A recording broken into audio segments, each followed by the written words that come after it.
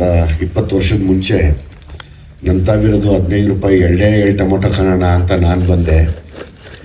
ಒಂದು ಮೊಟ್ಟೆಯ ಕತೆ ಅಂತ ಇವ್ರು ಬಂದರು. ಅವತ್ತು ನನ್ನನ್ನು ಯಾವ ಮೊಟ್ಟೆಗೆ ಆಡ್ಕೊಂಡಿದ್ರು ಅದೇ ಮೊಟ್ಟೆಗೆ ಆಡ್ಕೊಂಡ್ರೆ ನಾನು ಕೇಳಿಸ್ಕೊಂಡಿದ್ದೀನಿ, ನಿಮ್ಮನ್ನಿಬ್ಬರನ್ನು. ಕೊನೆಗೆ ನಾನೇ ಸರ್ವೈವರು, ನೀವೇ ರೂಲರ್ ಆದ್ರಿ.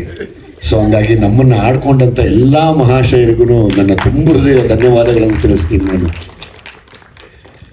ಕಪ್ಪು ಮೊಟ್ಟೆ ನೋಡಿ, ಎರಡೂ ಸೇರಿದ್ರೆ ಒಂದು ವರ್ಲ್ಡ್ ಕಪ್ ಆಗುತ್ತೆ.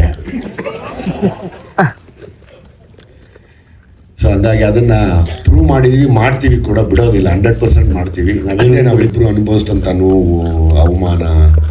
ಈಗ ನಮ್ಮ ಶ್ರೀಕಾಂತ್ ಮಾತಾಡಿದ್ರು, ಕಮೆಂಟ್ಸ್ ಬಗ್ಗೆ ಮಾತಾಡಿದ್ರು ಅಂತ ಹೇಳಿದ್ರಲ್ಲ, ಅವಾಗ ಪಕ್ಕದ ಮನೆಯಲ್ಲಿ ಕಮೆಂಟ್ ಮಾಡೋರು, ಆ ರೋಡಲ್ಲಿ ಕಮೆಂಟ್ ಮಾಡೋರು, ಏರಿಯಲ್ಲಿ ಕಮೆಂಟ್ ಮಾಡೋರು ಇವತ್ತು ಈಸಿಯಾಗಿ ಕಮೆಂಟ್ ಮಾಡಿಬಿಡ್ತಾರೆ.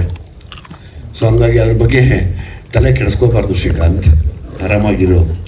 ನೀನೇ ಕಮೆಂಟ್ ಮಾಡಿ ವಿಜಿಲ್ ಹೊಡಿಸ್ತೀಯ ಅಂದಮೇಲೆ ಯಾಕಪ್ಪ ಹೆದರ್ಕೋಬೇಡ, ಅದು ಇದ್ದಿದ್ದೆ, ಅದು ಅಂಟು ಕಾಯಿಲೆ ಮನುಷ್ಯನಿಗೆ ಯಾವತ್ತಿದ್ರು.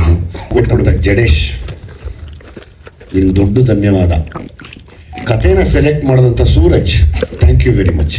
ಯಾಕೆಂದರೆ ನಾನು ಫಸ್ಟು ಜಡೇಶ್ ಹೇಳಿದ್ದು ಕಥೆನ ಅವ್ರ ಮಗ ಕೇಳ್ತಾರೆ ಅಂತ. ಹೌದಾ, ಅವ್ರ ಮಗ ಕೇಳ್ತಾರೆ, ಸರಿ ಹೇಳು, ದಯವಿಟ್ಟು ಹೇಳು. ಯಾಕೆಂದರೆ ಈ ಕತೆ ಹೆಂಗೆ ಆಯಿತು ಅನ್ನೋದನ್ನು ಒಂದು ತುಂಬ ವೆರಿ ಇಂಟ್ರೆಸ್ಟಿಂಗ್ ವಿಷಯ, ಇಂಟ್ರೆಸ್ಟಿಂಗ್ ಜರ್ನಿ. ಅಬೌಟ್ 2 years ನಾನು ಜಡೇಶ್ ಒಟ್ಟಿಗೆ.